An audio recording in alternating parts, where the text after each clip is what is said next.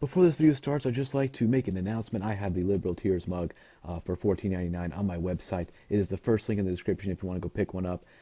Don't worry if it breaks when it comes to your house. I'll send you another one for free out of my pocket. I don't care. I want you to get your Liberal Tear mug. It comes in Liberal Tears white with the face, black with the face, white without the face, and black without the face. So pick whichever one you want, and it'll come to your door in about 3 to 5 days. So that should be epic. First link in the description. Thank you. Let's go on with the video. I haven't read a lot of your works. I just know a little bit. Why are you so against homosexuality? Okay. It's really important to separate the two sentences you just uttered. I haven't read a lot of your works, i.e., I don't really know what I'm talking about, but undeterred, you proceed. What have you got against homosexuality? Do you know for a fact that I have anything against homosexuality? That's what I've read before. Read or heard? Read. Did you read it on the Socialist Nation website? No, when I Googled it, it was the first thing that came up when I Googled your name. Okay. All right. Look, I appreciate that. I have written 13 books. I have said very little on this topic. I have written... probably what you're referring to is a book I wrote called The Enemy at Home, which attempted to explain a very remarkable phenomenon, which is why it is the case in the Muslim world today that America is so effectively portrayed as the great Satan. America historically had very favorable views in the Muslim world going back to the 50s. So I was trying to explain this phenomenon. And part of what I was saying is that the rise of cultural liberalism in America since the 60s has given the radical Muslims a powerful propaganda weapon. They're able to say, we're shameless, your women are whores. They're able to say, these people don't believe in God, they kick God out of the public square, they promote gay marriage. So I was actually describing a foreign policy phenomenon, which is the use of propaganda in the Muslim world to convince people to hate America.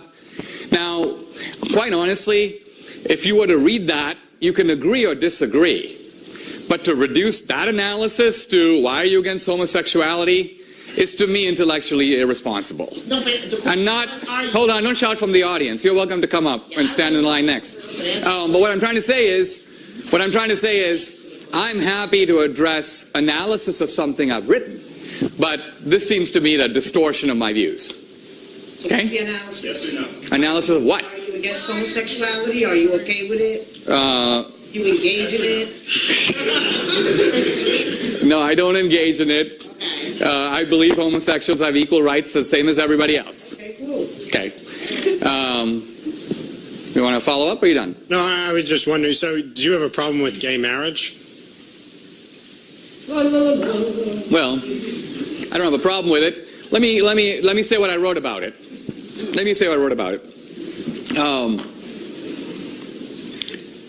The gay marriage issue basically, I think, is a battle for social acceptance. That we're at a stage of our history where there's a huge debate about social acceptance of homosexuality. And I think gay marriage is a surrogate for that debate. Fundamentally, I don't think it's even about marriage. I think it's about society saying it's okay. And marriage is the symbol of that battle. Look, historically in this country, marriage has had all kinds of restrictions. The very word, marriage. You have to be an adult. You have to be male and female. That's the second restriction. You have to be two people. Can't be 3 or 5. So these are all the fence posts that define marriage historically. Now here's the point. Very often the defense of gay marriage is consenting adults, right? Or love. But the moment you step back and think about it, you realize that if that's true, then none of the other restrictions about marriage work either. In fact, incest is often between consenting adults and a grown-up brother and sister. Polygamy can be between consenting adults. Who's to say that people who can't love more than one person or many? The point I'm trying to get at is there hasn't really been in our culture a real re-examination of what we mean by marriage. Now, my view as a conservative is that when you have a social institution, it's kind of like if you see a fence and you go, let's take that fence down. I always say, before you do that, ask yourself, why was that fence put up? If you have no idea why it was put up, you're probably not the guy to go kick it down. But do you think it was put up for religious reasons? No. Is it rooted in morals, or? The basic idea of marriage is this. In any society, it would be incredibly difficult, expensive, and unmanageable if the children of that society, a la Plato's Republic, were turned over to the state.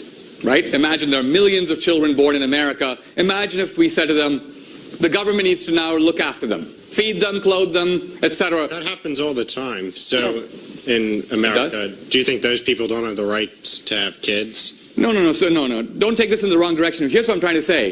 It is highly beneficial to society to have the parents who bear the kids assume the responsibility of raising them. It's a very difficult responsibility. It's very thankless. And in Western society, it's incredibly ungrateful. It's ungrateful because in other societies like India, your parents look after you, and when they get old, you look after them. So the cycle is completed. There's a cycle of reciprocity. In American society, parents look after children, and then children basically tell them to screw off. Think about that. So parenthood is an incredibly unreciprocated sacrifice. It's one way. And you're just hopeful that your kids will look after their kids. But they're not going to do a whole lot for you. They're not even going to look after your retirement. You need Social Security. So you see where I'm going with this? Where I'm going with this is that marriage was set up the way it is for a reason. Namely, to give special privilege to families that have nurtured at tremendous cost to themselves and sacrifice children over many generations. Now, when I look at the gay marriage debate, to me it's embarrassing. It's shallow. It is framed entirely in the thin logic of discrimination, as if there was a pure equation between the civil rights movement, the feminist movement, and the gay rights movement, as if there weren't important distinctions between race, which is biological, gender, which is far more complex, rooted in biology, but also a social construct. Obviously, gender identity, somewhat biological, fluidly social. All these things are incredibly complex, and to put a crude equal sign between them, I think actually kind of misses the thicker social meaning of these things. So, again, I've never written about any of this. I'm just literally spouting off from the top of my head. But I'm trying to give you a sense. Of why there's more to this, I believe, than simply a religious bigotry issue. Okay. Okay? Sure.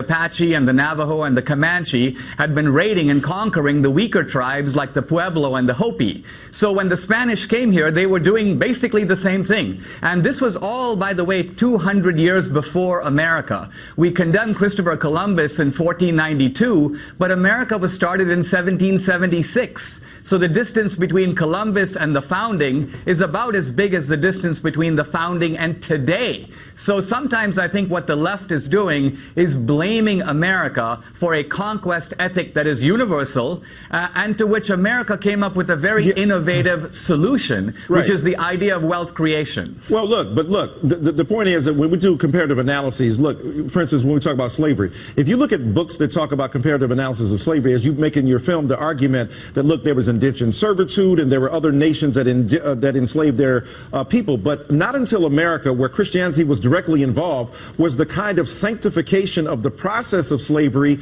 in relationship to divine intent made slavery such a heinous act. So even though we have comparative analyses that go out here, they weren't equally as savage as what happened in America, and there weren't the devastating dehumanizing impacts that slavery had. So even if there's truth to what you're saying, the greater truth is that there was much more moral devastation in American slavery than in other forms.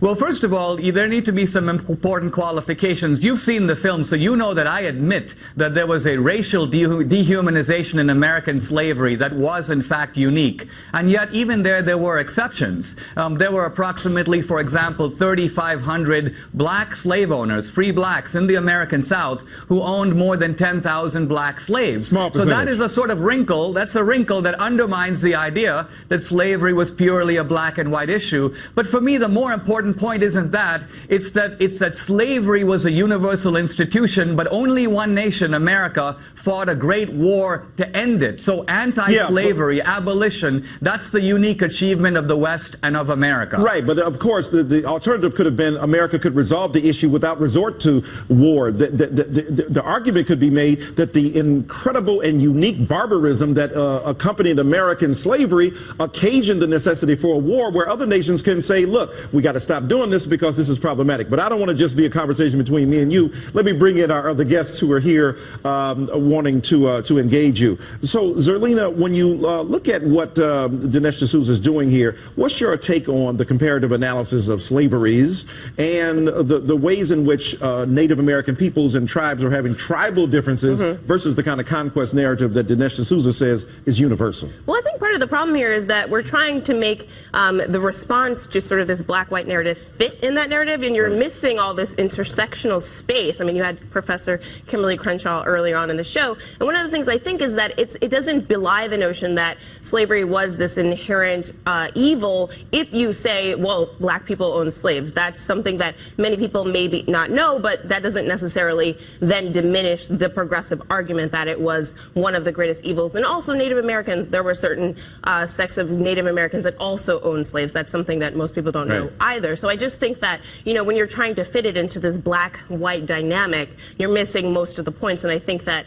you know, he's off the mark. Right. So, Eric Bowler, what do you think about this? What do you think about the narrative framework that says, comparatively speaking, there were other offenses that we viewed in the history of the world, therefore what America has done is not necessarily as uniquely egregious as one might think? Well, I mean, that's an interesting argument you can make. My bigger problem is Dinesh D'Souza is not a very good spokesperson for what liberalism is or what progressivism is. I mean, my bigger problem with him and his work, and this movie is part of it, is this sort of onslaught of portraying liberalism as what it's not. Right. He paints it as this, and Barack Obama and Hillary Clinton as sort of these monsters of the left who are trying to lead America down a dark path, and I don't think that's true. And from what I understand, I haven't seen the movie, I've read about it. He certainly gets into that in this movie, and I just reject that completely. Well, I did see it, and let me give Dinesh D'Souza a chance to respond to those accusations, especially because what he's arguing is that Saul Alinsky had an impact on both President Obama and you're referring to is a book I wrote called The Enemy at Home, which attempted to explain a very remarkable phenomenon, which is why it is the case in the Muslim world today that America is so effectively portrayed as the great Satan. America historically had very favorable views on the Muslim. Did you read it on the Socialist Nation website? No, when I Googled it, it was the first thing that came up when I Googled your name. Okay. All right. Look, I appreciate that. I have written 13 books. I have said very little on this topic. I have written probably what... Before this video starts, I'd just like to make an announcement. I have the Liberal Tears mug for $14.99 on my website. It is the first link in the description if you want to go pick one up.